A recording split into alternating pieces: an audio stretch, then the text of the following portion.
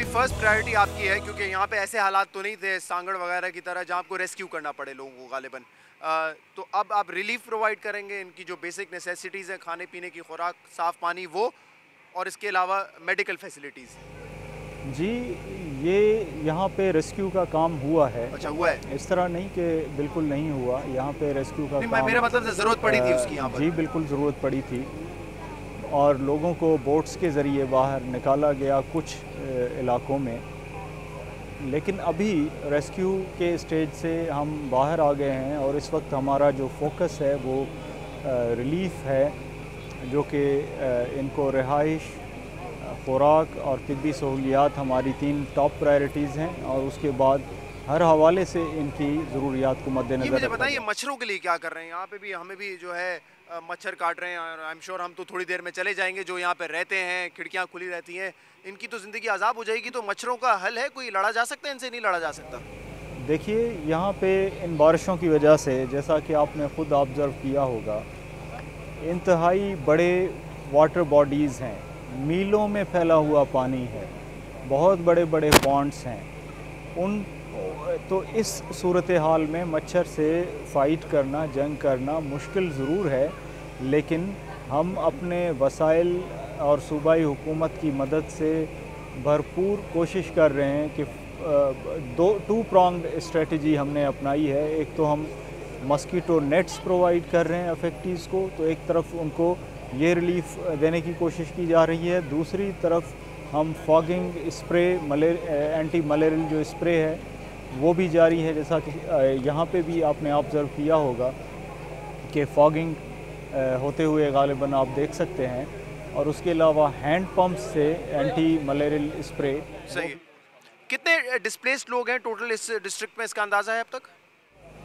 इसमें यहाँ पे 630 रिलीफ कैंप्स इस वक्त फंक्शनल 630 रिलीफ कैंप्स किस तरह के हैं? ये हर तमाम स्कूल्स हैं या अलग अलग नौइयत के हैं? ये मोस्टली तो सरकारी स्कूल्स हैं, और सरकारी स्कूल्स के अलावा कुछ और सरकारी बिल्डिंग्स हैं जिनसे काम लिया जा रहा है इस वक्त रिलीफ। क्योंकि मैंने देखा जब मैं एंटर हुआ नवाबशाह, तो काफ़ी सारे जो है कच्चे लोगों ने टेंट्स अपने बनाए हुए थे, जो ऊंचा एरिया है वहाँ पर। मैं इसमें अर्ज़ करूँ कि 630 कैंप्स हैं जिसमें 55,000 मुतासरीन मौजूद हैं। 55,000 जी, लेकिन इसका मकसद ये कतई नहीं कि ये 55,000 ही अफेक्टीज़ हैं, क्योंकि इससे कहीं ज़्यादा अफेक्टीज़ ऐसे हैं कि जो अपने विलेजेस में किसी ऐसी जगहों पे जहाँ पे पानी ना हो वहाँ पे उन्होंने टेंट्स लगाए हुए हैं, और लोगों के ज़ाहिर है कि माशी समाजी वजूहात हैं जिनकी बिना। वो ऑफिशियल कैंप्स नहीं, लेकिन इमदाद वगैरह वहाँ तक पहुँचती है या उनको नज़रअंदाज कर दिया जाता है? जी, आप देखेंगे कि अक्सर गांव में आपको इस तरह के छोटे छोटी टेंट बस्तियां मिलेंगी, जो कि लोग बाहर निकल के, उस गहरे पानी से बाहर निकल के उन्होंने टेंट्स में रहाइश इख्तियार की है। तो वो टेंट्स गवर्नमेंट ने ही प्रोवाइड किए हैं। अच्छा, कितने फंड्स अब तक मिल चुके हैं सैलाब के हवाले से आपको इन रिलीफ के लिए? ये मैं एग्जैक्ट असेसमेंट तो आपको नहीं दे सकता, क्योंकि फ़ंड्स मुख्तलिफ शक्ल में इमदाद हुई है। जैसे NDMA ने राशन पैक्स प्रोवाइड किए हैं, अच्छा। PDMA ने राशन पैक्स प्रोवाइड किए हैं, बैतुल माल की तरफ से इमदाद हुई है। जो 2 करोड़ का वादा किया था CM साहब ने, वो मिल गए? मैं उस पर आता हूँ। रिलीफ कमिश्नर ने इन शेप ऑफ गुड्स उन्होंने इमदाद की है। जहाँ तक कैश इमदाद का ताल्लुक है, तो उसमें CM साहब की तरफ से 2 करोड़ रुपए का चेक हमें मिल गया है। उसके अलावा भी 1 मिलियन का, यानी कि बल्कि 5-10 मिलियन उनके अलावा भी हमें मिल चुके हैं। ठीक है, मैं आपसे 2 बड़े अहम सवाल करने लगा हूँ।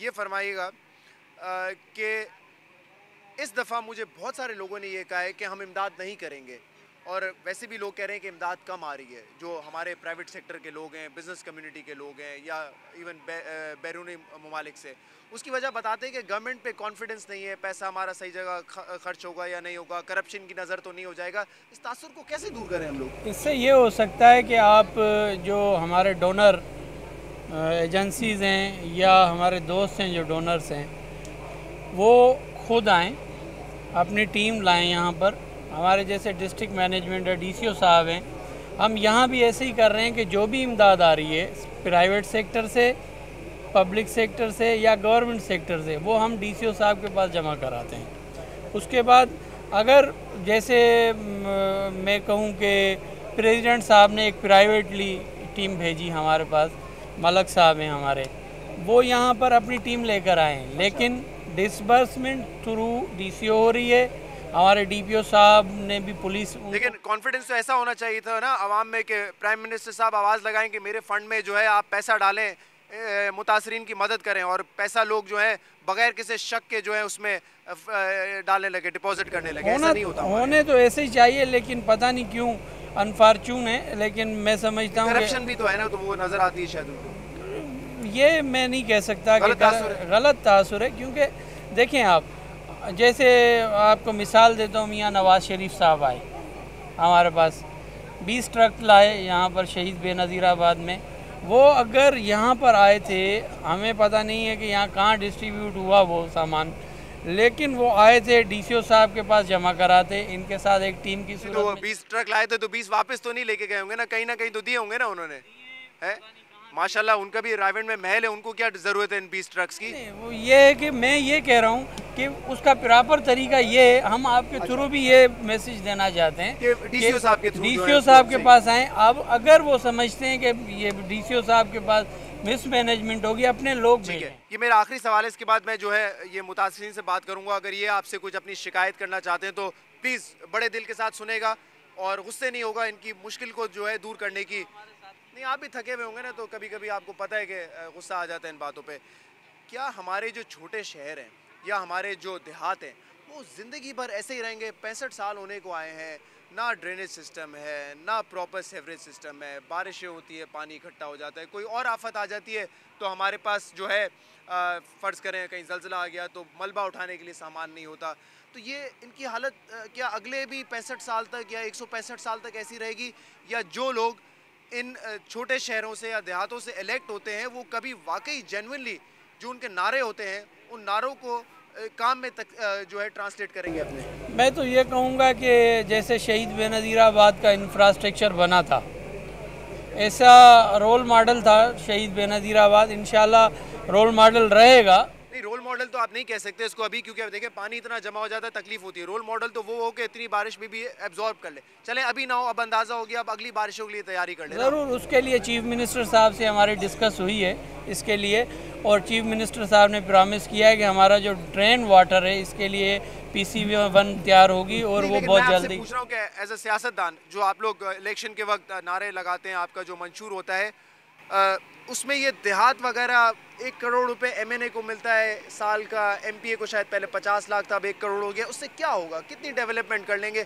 एक खंबा खड़ा करने जाएंगे 45,000 50,000 का, तो वहाँ खर्चा हो जाता है। मैं तो ये कहूँगा आपको कि इसमें सिंसियरिटी पब्लिक की भी चाहिए और पब्लिक रिप्रेजेंटेटिव की भी सिंसियरिटी हो अपने साथ। और उसकी मिसाल में आप हमारे डिस्ट्रिक्ट में चले जाएँ, आप हर जगह तकरीबन 98% हमने बिजली या इलेक्ट्रिसिटी फराम की है। यहाँ पर गैस आपको तकरीबन 70% जो हमारे गांव हैं, देहात हैं, उनमें 70% गैस आपको मिलेगी। उसके अलावा हमारा जो कम्युनिकेशन इंफ्रास्ट्रक्चर, आपको हैरत होगी अब तक जो हमारा कम्युनिकेशन है वो कहीं हमारे डिस्ट्रिक्ट में टूटा नहीं है कि भाई हम इस एरिया में नहीं जा सकते। इस किस्म का हमें ज़रूरत है कि इस तरीके का होना चाहिए।